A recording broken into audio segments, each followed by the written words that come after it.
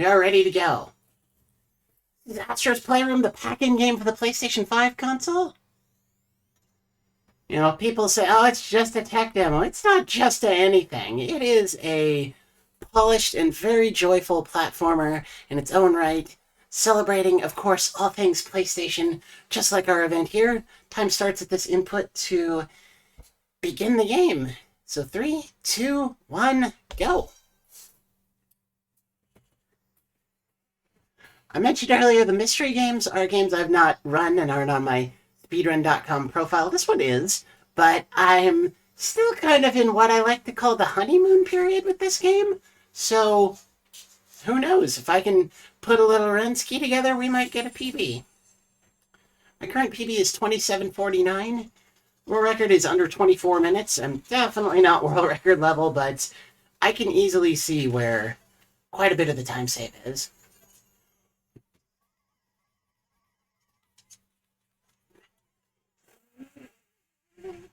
Yes, blowing on the controller is one of the things you have to do in this game, although that is the only time you truly have to do it.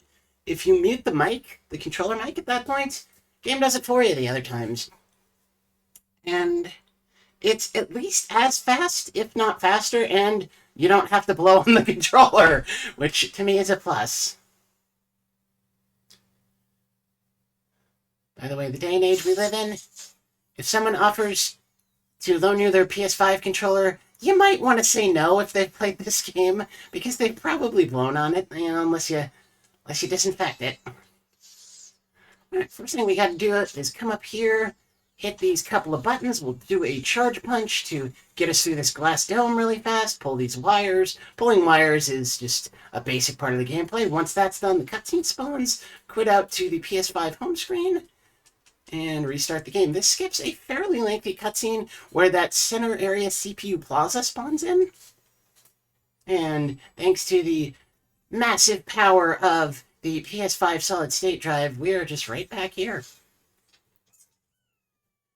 The routing for this game does rely on a little bit of chicanery based on how the PS5 works, and that'll probably make more sense later. First thing we do is just visit each area. Well, 3 of the 4. The 4th one will just go through the area. Go here, and then we warp right back to CPU Plaza. This will make sense later.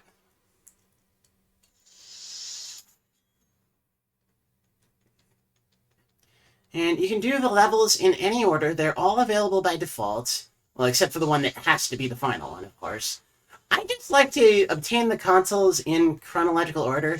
PS1, 2, 3, 4. Just kind of makes me happy to do it that way. Though it is actually this level here, SSD Speedway, which leads to the PS2, that I think has the best strats in the game. But we will be back here in a bit. First level I do is Memory Meadow, which leads to the PS1, naturally enough. And we are off.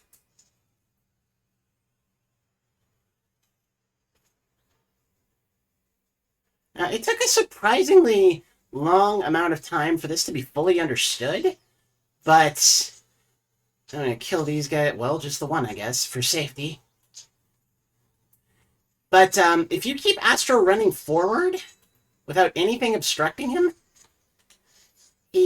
oh, that cloud has collision. I was trying to land on it. We might already have, well, not conclusively said goodbye to PB, but if that's how I'm playing, said goodbye to PB. But if Astro runs forward for something like 5 seconds without anything stopping him, he begins running much, much faster.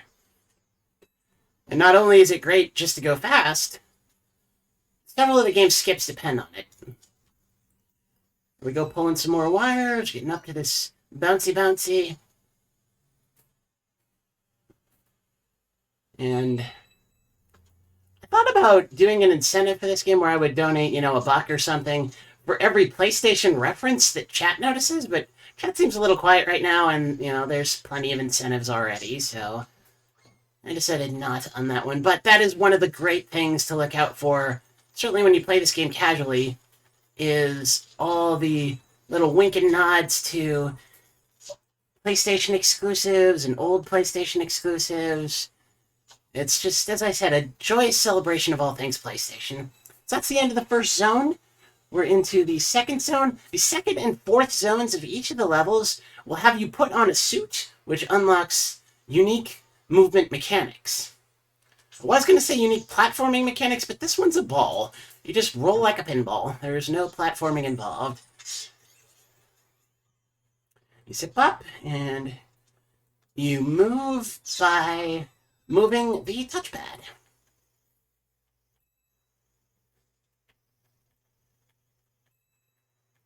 And it's kind of weird. I'm in a couple of different minds about which category of this game I like best. 80% is certainly the fastest and has some unique skips, although the longer categories have unique tech as well.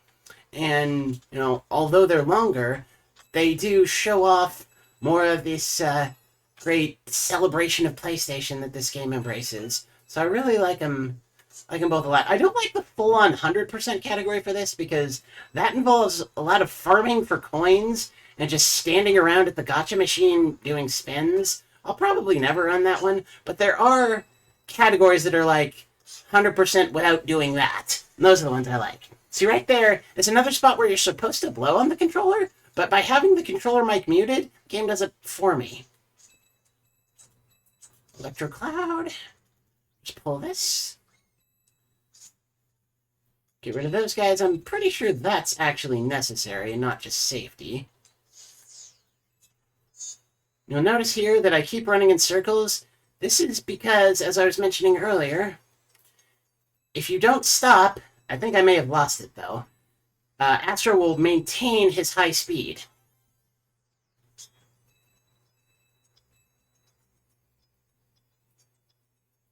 Play this a little safe and jump off there towards the end.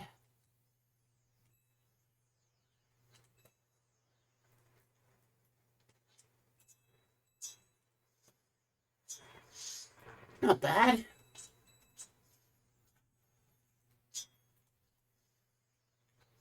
Yeah, I think I lost the sprint speed, but that's okay. Nothing here that you need it for. It's just moving yourself a little bit faster. In SSD Speedway, there are skips that you need it for.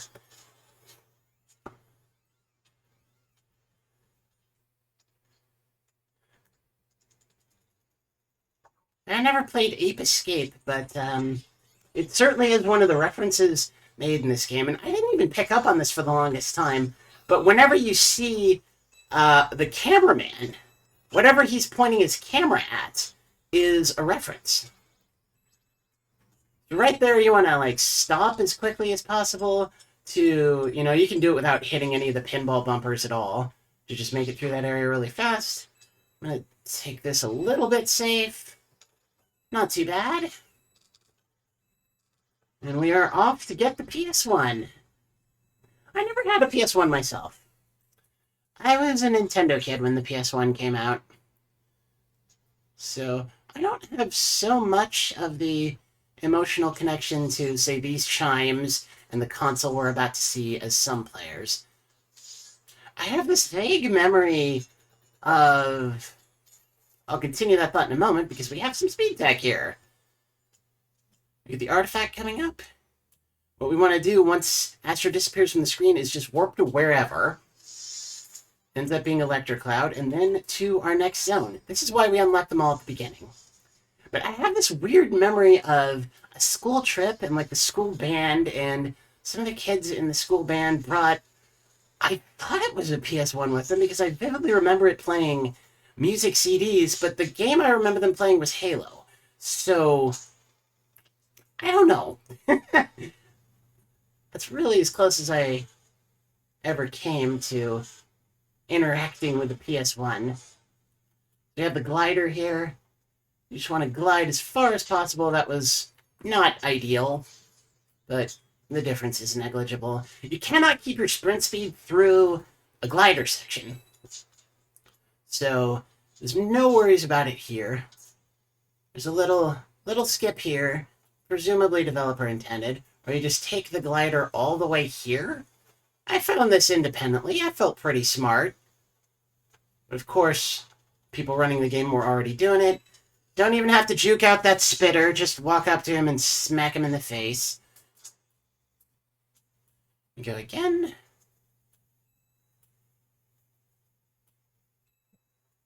And we don't really care about that pure puzzle piece. I said puzzle and mural at the same time.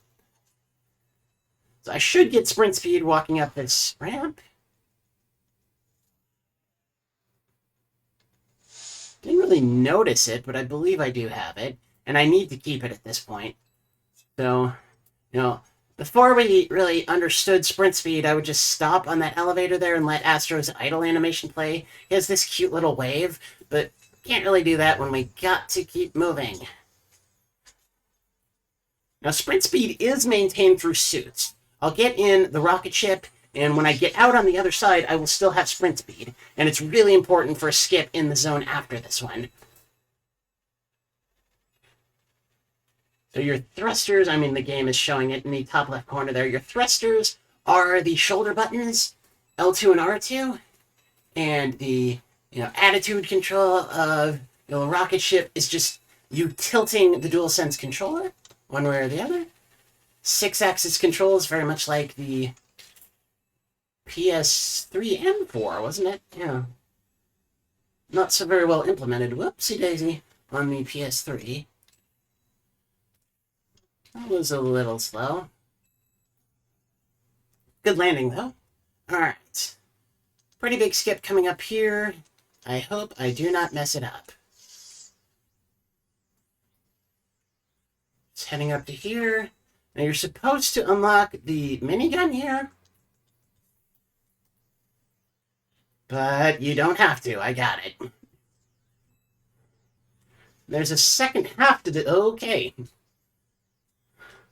The second half to this skip that I haven't been doing a lot. I have been doing it better than this. There we go.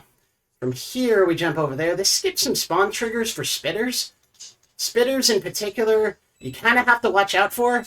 The guys who just run into you are not so bad. Spitters, you really... Well, I said it. You have to watch out for them.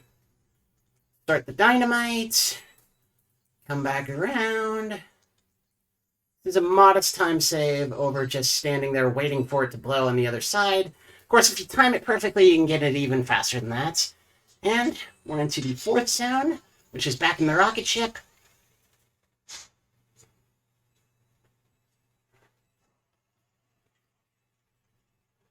Yeah, what I like to do is just keep one of the thrusters held down and the whole time, and use one a little bit intermittently.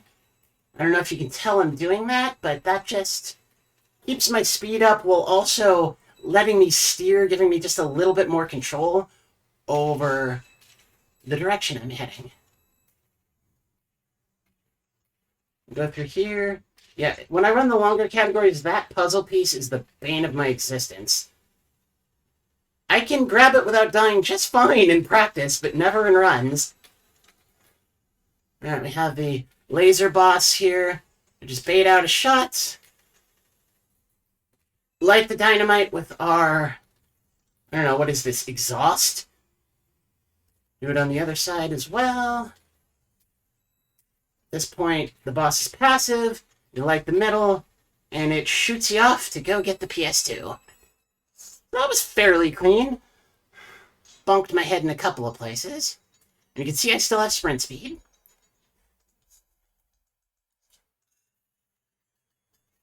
I did have a PS2. In fact, I do have a PS2, present tense. But past tense, I had one of those. The one I have currently is a slimline model. And I actually have a Japanese PS2 as well. I just got that not so very long ago. Next area is Cooling Springs. Will lead to the PS3. There's a neat little strat here. You take a slide down. There's supposed to be an animation where you sink beneath the water a little bit, but if you charge a punch during the slide and let it go right as you hit the water, you don't sink, and you can just jump on the water, and it's a lot faster. There's going to be some enemies following us here. We don't really need to worry about any of them. This is one of the certainly more trivial levels in any percent because all the collectibles for this zone are on the beach. and you just run past them. That's all there is to it. Didn't quite pull the wires long enough.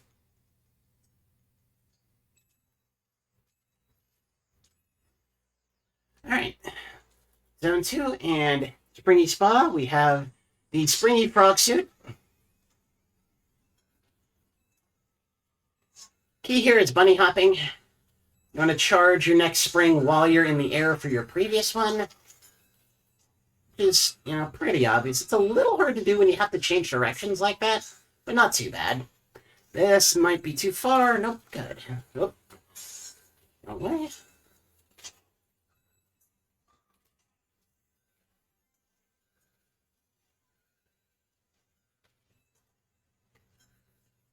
Alright, let's see if we can get this cycle skip.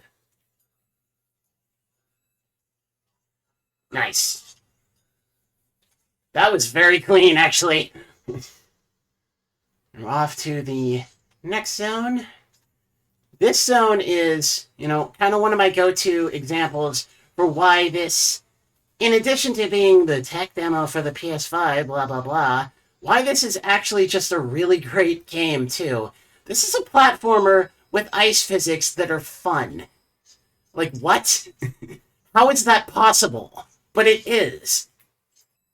All you're doing is skating, and you're going fast, and you're keeping your forward momentum. And just look at this. This is so fast, and I fell and died because I'm bad at the video game. I actually think that's never happened before. Maybe in my casual playthrough.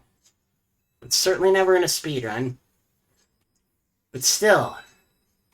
Ice physics that are fun. Is that allowed? I didn't think that was allowed. Another spot where we would typically have to blow on the controller. And you can jump off quite a bit earlier than I did there. Well, maybe not quite a bit, but a bit earlier. And it's even more apparent here. Yeah, if you stay on that ice flow the whole time, it will start to sink as you reach the next one.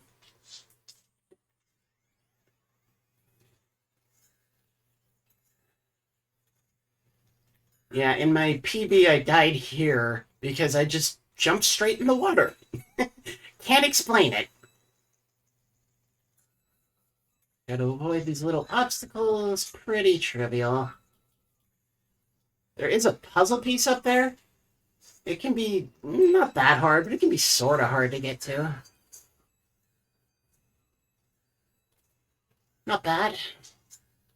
Yeah, I've fallen there a lot of times.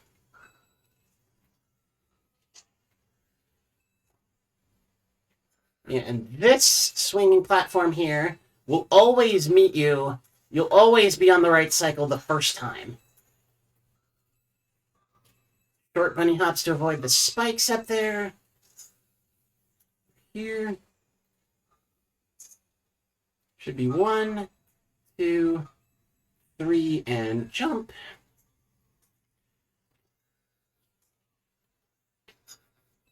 And we are off to get the PS3. The PS3 was really the console that got me back into gaming after being away for several years. It was, however, not this PS3. I never had a fatty fat. Still don't.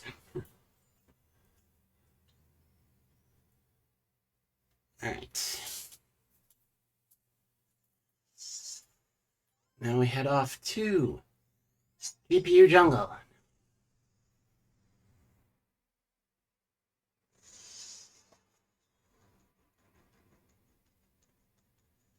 Just a tiny skip here. Instead of pulling the wires, you can jump off the coin box and float up, and you reach the next platform. I felt pretty clever noticing that in my casual playthrough.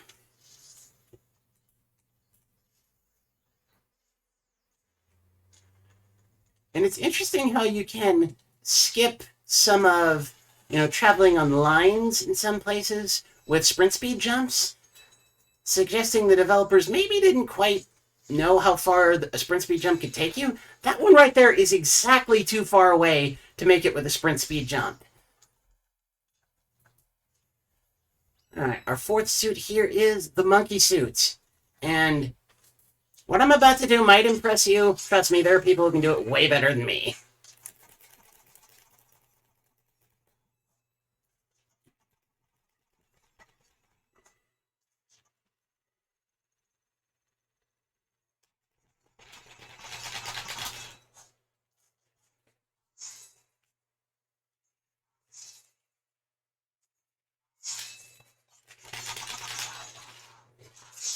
First time I saw the fast monkey climbing, I was convinced it was not legitimate. I thought it was, you know, like TAS or something. But it's actually not that hard, and it was... There's some pretty good tutorial videos out there explaining it. That was pretty solid. It can certainly be done better than that. I don't know about by me. Now there is a skip here to take you straight to the platform in the center of this area. I have gotten it to work one time, and I'm not convinced it saves time, so no, we're not doing it. Kill these guys just because they're jerks. Realistically, you should not have to. Alright, we got the bow. Shoot the dynamite enemies. Now, if you know Dark Souls 2 at all, this bridge, it always reminds me of the bridge before the Ornstein boss in Dark Souls 2. But unlike that one, this one does have collision as it falls, so you can't jump through it. Gotta wait for it to fall, or at least time it properly.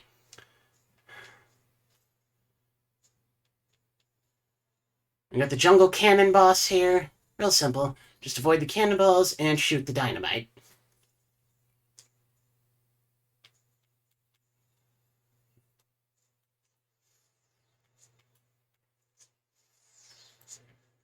Yeah, I don't know if it's specifically meant to be like an homage to Crash Bandicoot that you die in one hit, but it's, there certainly are Crash Bandicoot Easter eggs in this.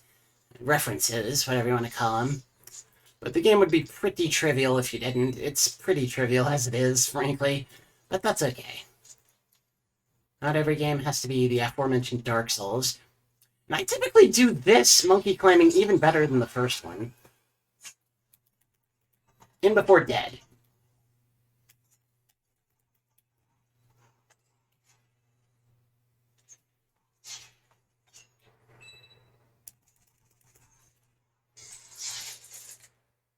Oh!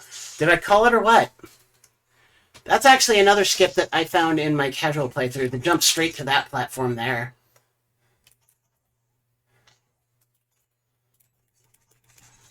You know, I never found anything that the existing community for this game didn't already know about, but I still felt smart to find it. There we go. You know, you're ordinarily supposed to have to wait there behind a very slow enemy. But if you climb fast enough, you do not have to. Alright. We are off to get the PS4.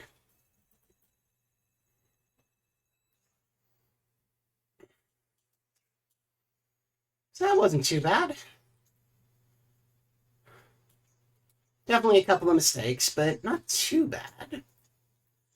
Grab the wire, please. Alright.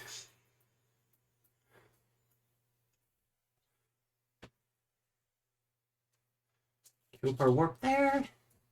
Then we will actually warp to CPU Plaza, warp away, and then warp back. That will skip a cutscene. A very long cutscene, in fact. Of the, like, glyphs appearing on the 1994 portal door there. So I should be able to go back, and it'll just say, "What's that sound coming from the basement?" That'll mean I've done everything right. If it doesn't say that, it means I skipped something too fast. Okay, good. And that would be very sad, because it would basically just be a rip run.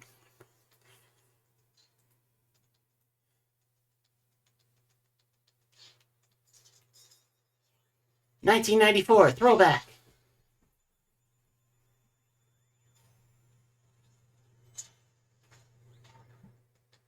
Gotta turn on this PS1.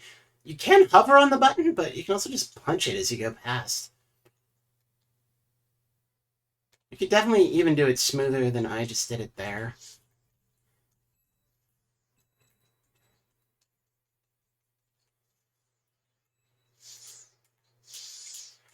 Those holes in the PS1 discs are large enough to fall through. Guess who found that out the hard way?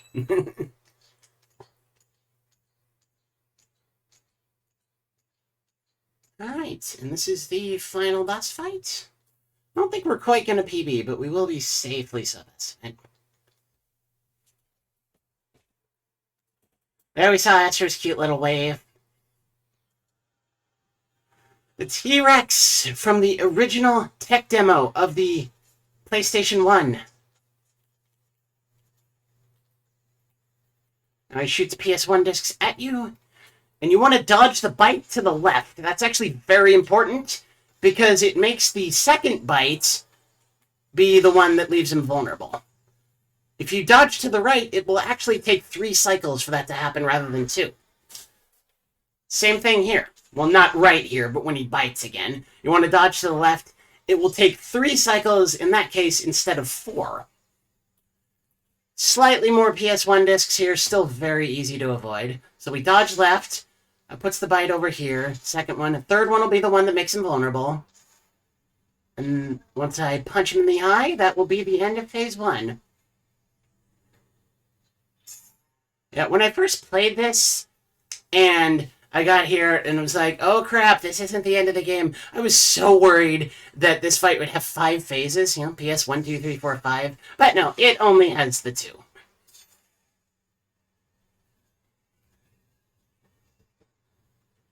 And honestly, it's not that hard to flawless the boss, so they didn't have to give us this HP. But by doing so, we can damage boost through some of his attacks in this phase, which is faster than blocking them.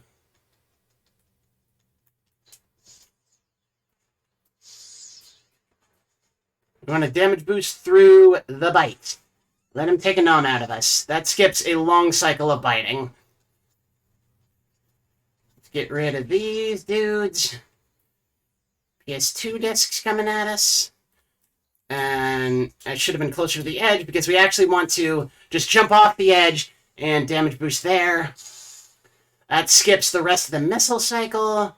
More bots. Oh, okay, that's actually kind of bad. Yeah, friendly fire. I got bonked by one of the bots. That's kind of bad. Alright, we're good. We have a gold trophy. We throw it at his eye.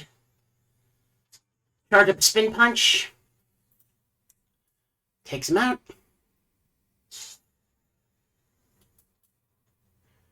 Now he'll shoot really fast, but not so fast you have to worry about it. Get the platinum trophy. Throw it at his eye. Charge up a spin punch.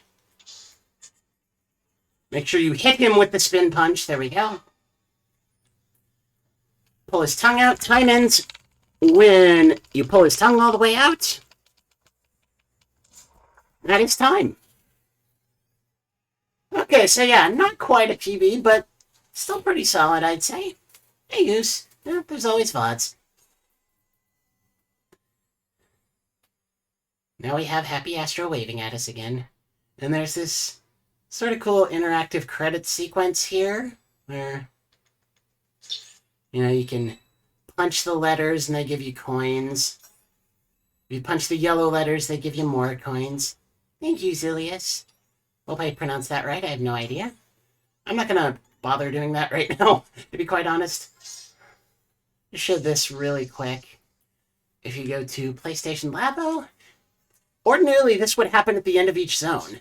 The major artifact, the console, is spawning in. I just love, you know, at the end of a speedrun, how they all spawn in one right after another. It's so cool that the game even knows to do this. And it's even cooler in the longer categories where you have all the other artifacts as well. Yeah, I don't care about the mural pieces.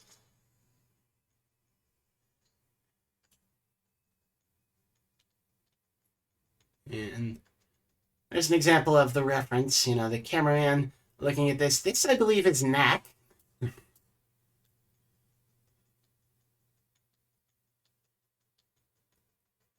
This is Beyond Two Souls. Knocking over blocks as a blue specter is a significant portion of that game. Coin boxes here. This is the gotcha machine I mentioned. 100 coins a spin. And there are 53 balls you need to get out of the machine, so you need 5,300 coins. You see I ended any percent with 1,300, so yeah. Anyway, that is Astro's Playroom.